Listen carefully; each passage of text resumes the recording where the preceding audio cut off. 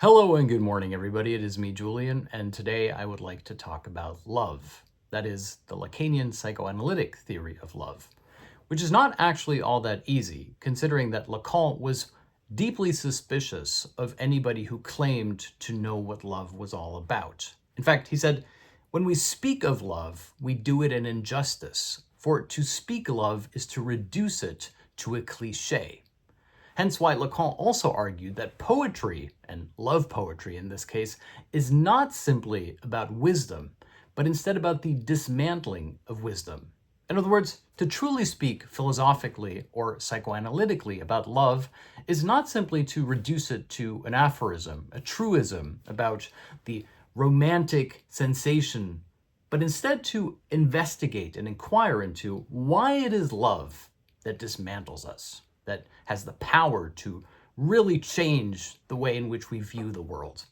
And so that's what I'm going to be trying to talk about in this video. I'm going to give you a step-by-step explanation of Lacan's theory of love. But before I begin, thank you for watching this video. These lectures, if you will, are entirely open access. So if you'd like to support these videos, please do consider becoming a patron. It makes a huge difference. Thank you. So one of the most well-known aphorisms that Lacan has about love is that love is giving what you don't have to somebody who doesn't want it, which indeed doesn't sound very romantic at first sight. Why would you give your love to someone who doesn't want it? And what does it mean to give somebody something which you don't have? Well, to illustrate this, we can point towards an example that Lacan uses. Lacan describes love as a hand reaching out to a forbidden fruit.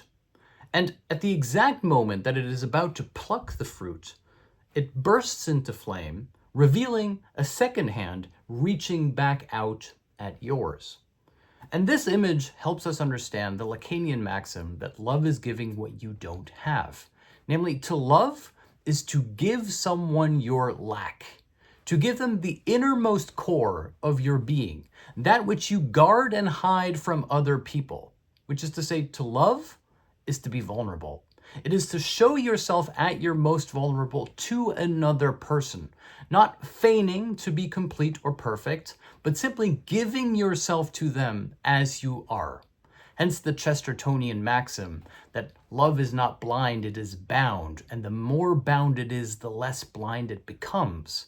Which is to say, when you love someone, you give yourself to them completely, not as you'd like yourself to be, but as you are, and vice versa. To love them is to love them not for who you'd like them to be, but to love them exactly for who they are. This means that love is about vulnerability. It is about being subject to one another, not falling in love with the idea of them, as Nietzsche already cautioned. When one falls in love with the idea of someone, one is bound to be disappointed, but instead to give oneself completely to someone who is a complete stranger. Now, let's add a little bit of theoretical complexity here. What does it mean to give someone one's lack? How is this even possible?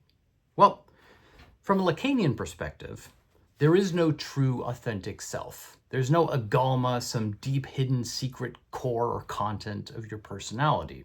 And yet, the subject holds on to this fantasy for dear life. It essentially constitutes an entire phantasmic framework according to which the subject orients itself in and through life.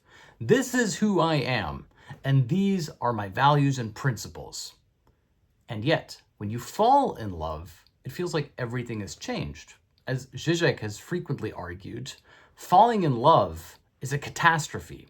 It's a catastrophe to the phantasmic framework of the subject who believed that he knew who he was and what life was about.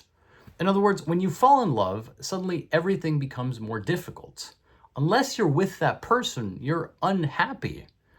And this means that your phantasmic framework, the idea of your true self, is undermined.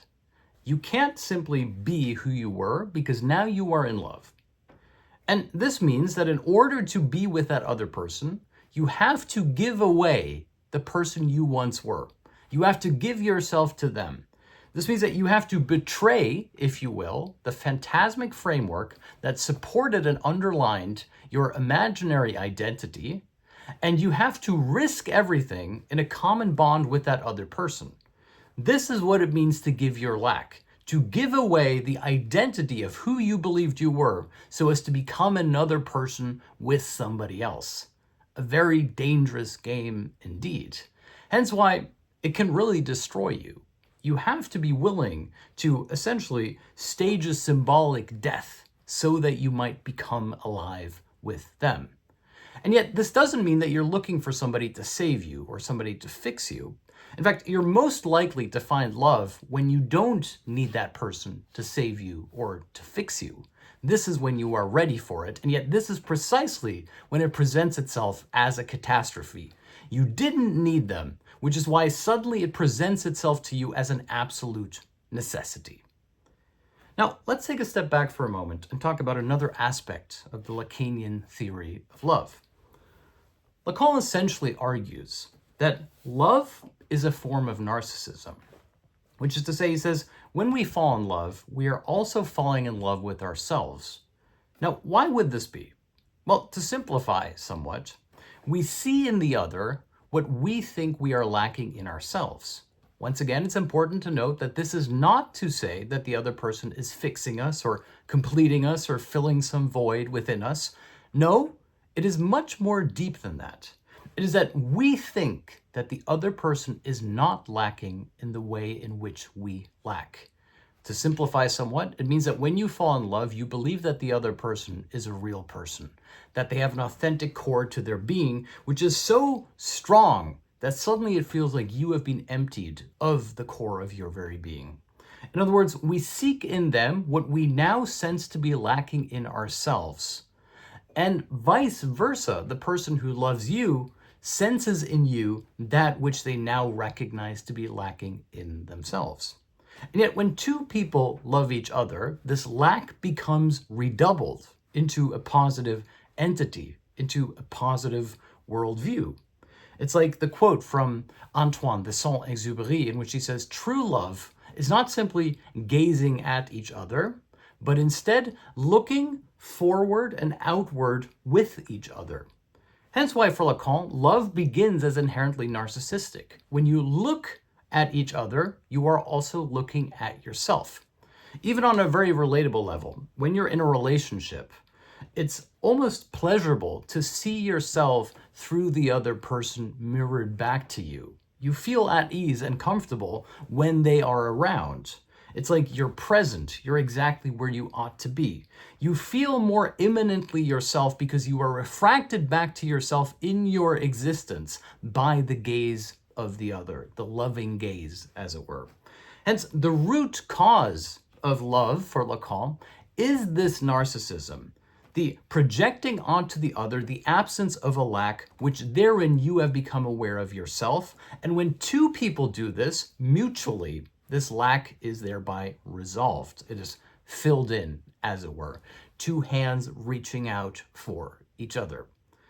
Now, I want to note that despite this somewhat elaborate theory of love, Lacan is an old-fashioned romantic in very many ways.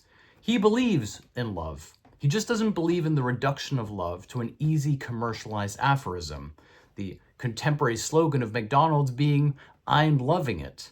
This reduction of love to a kind of universal sentiment by which one loves everyone is precisely the antithesis to love, which for Lacan is radically exclusionary, which is to say you love one person against everybody else.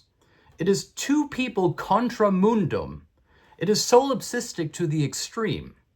And this isn't what people today would call codependency. Instead, it is the paradox by which retroactively it appears that a complete and utter stranger is the person you are always destined to be with. This is the Lacanian theory of love. To give that which you lack to someone else. And when two lacks coincide, something beautiful can begin. That is the Lacanian theory of love in a nutshell. Thank you so much for listening, and if you'd like to support these videos, please consider becoming a patron. I will see you tomorrow.